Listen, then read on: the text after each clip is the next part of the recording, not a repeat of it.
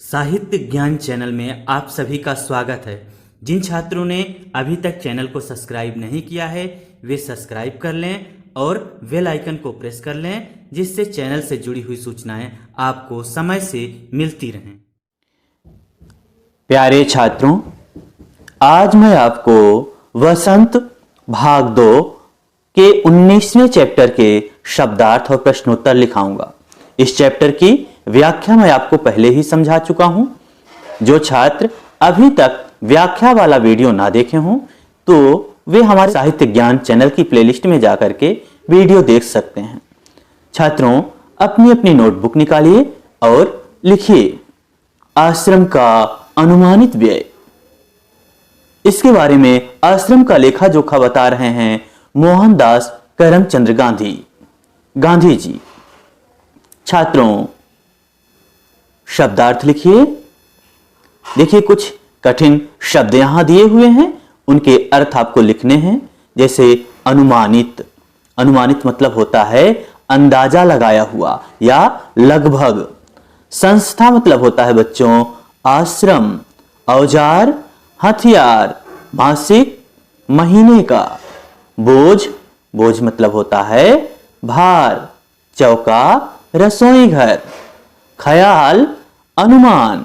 मदें, वस्तुएं। जो चैप्टर में मदों की बात की गई थी, विभिन्न मदों में जो पैसे खर्च हो रहे थे, तो यहां मद से मतलब है वस्तुओं से। शिक्षण मतलब शिक्षा संबंधी, शिक्षण मतलब शिक्षा संबंधी जो भी उपकरण की बात वहां पर की गई थी। संभावना, आशा। तो छात्रों, ये तो आपके कठिन शब्द हैं। अब इसके बाद आप प्रश्नोत्तर लिख लीजिए। डालिए हेडिंग प्रश्नोत्तर और लिखिए पहला प्रश्न, प्रश्न नंबर 1।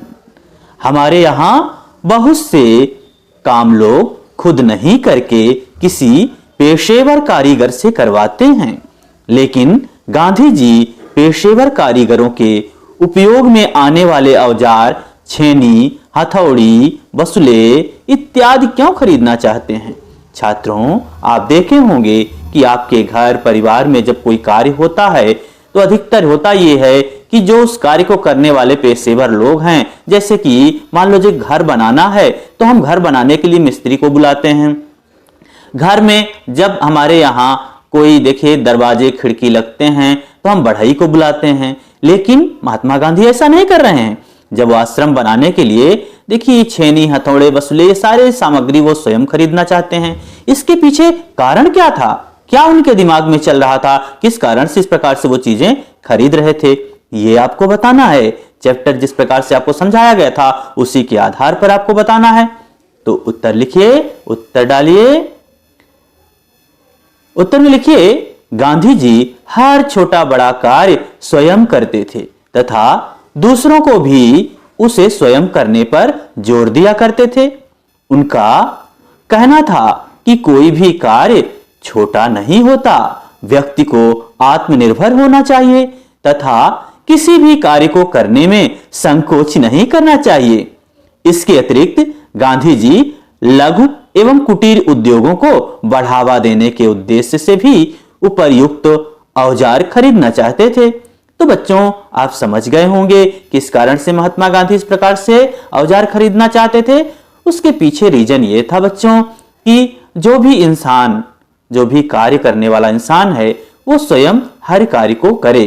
कोई जरूरी नहीं है कि कोई कार्य छोटा है या बड़ा है ये हम नहीं कर सकते या ना करने का हम बहाना करें, बल्कि जो कार्य हम स्वयं कर सकते हैं तो उसको करने की हमको कोशिश करनी चाहिए। यही यहां पर वो समझाना चाहते थे। साथ ही साथ जैसे जो आश्रम बन रहा है उसमें जो खर्चे हैं, अगर जो भी लोग हैं वहां रहने वाले वो स्वयं वर्क करेंगे तो उसका खर्च भी कम आएगा। इसी सब चीजों को सोच करके उन्होंने इस प्रकार के जो भी औजार हैं खरीदने की बात करते हैं। प्रश्न नंबर 2 देखिए। इस मतलब किसके लिए? आश्रम का अनुमानित बजट को गहराई से पढ़ने के बाद आश्रम के उद्देश्य और कार्यप्रणाली के बारे में क्या अनुमान लगाए जा सकते हैं? छात्रों, जब हम जो भी ये लेखा जोखा यहां पर आपको जब चैप्टर समझा रहे थे उस समय मैंने बताया था कि किस प्रकार से लेखा जोखा महात्मा गांधी जी ने दिया है। तो वही कहा जा रहा है इस प्रश्न में कि आप जब इस बजट को पढ़ते हो, इस लेखा जोखा को पढ़ते हो, गहराई से समझने की कोशिश करते हो, तो आपको पढ़ने के बाद कैसा लगता है?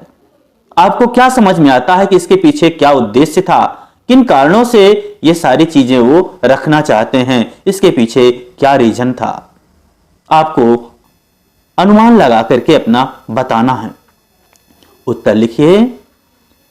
छात्रों, इस अनुमानित बजट को गहराई से पढ़कर आश्रम के उद्देश्यों के बारे में यही अनुमान लगाया जा सकता है कि आश्रम से गांधी जी अपने आंदोलन की भूमिका तैयार करना चाहते थे।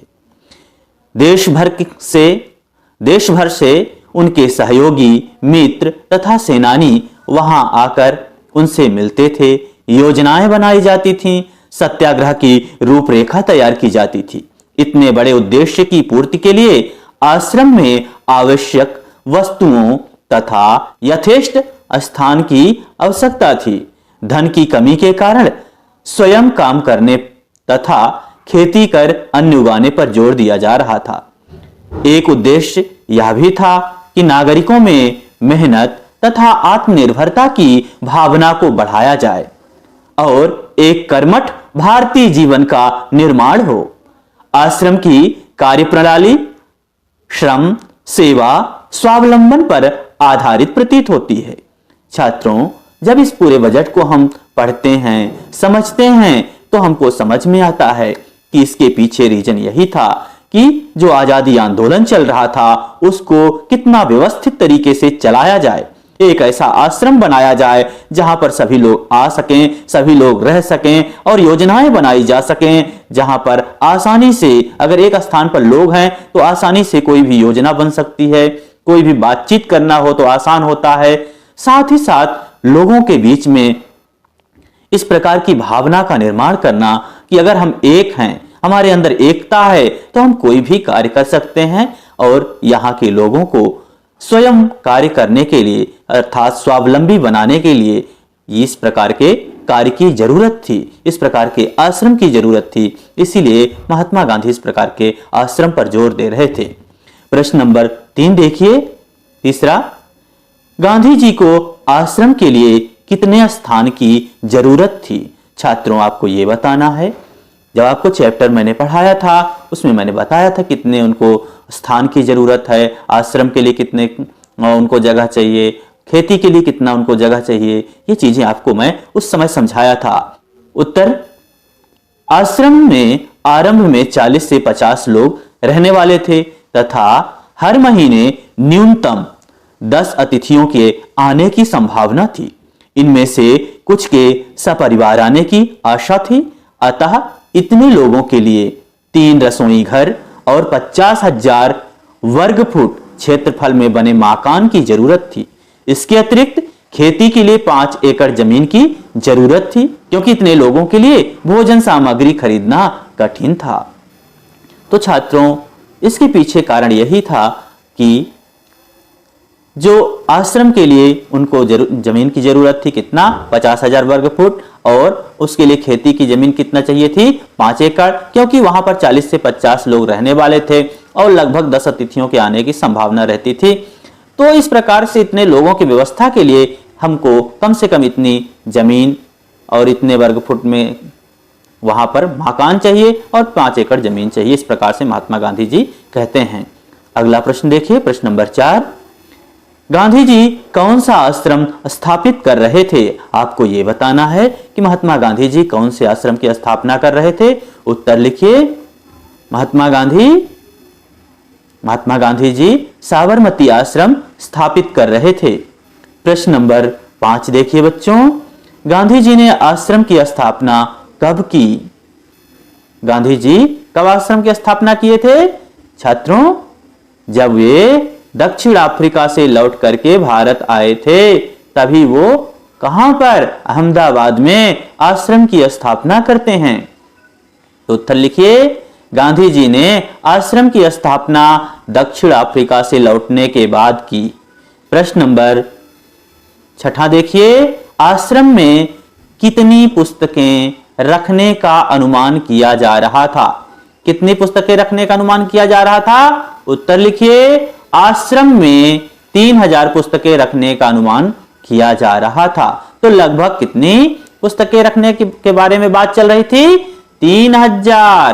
तो इसको याद रखिएगा। छात्रों, आज का चैप्टर यहीं पर समाप्त होता है। आप वीडियो को लाइक करें, चैनल को सब्सक्राइब करें और अपने साथियों के बीच में शेयर करें। धन्यवाद।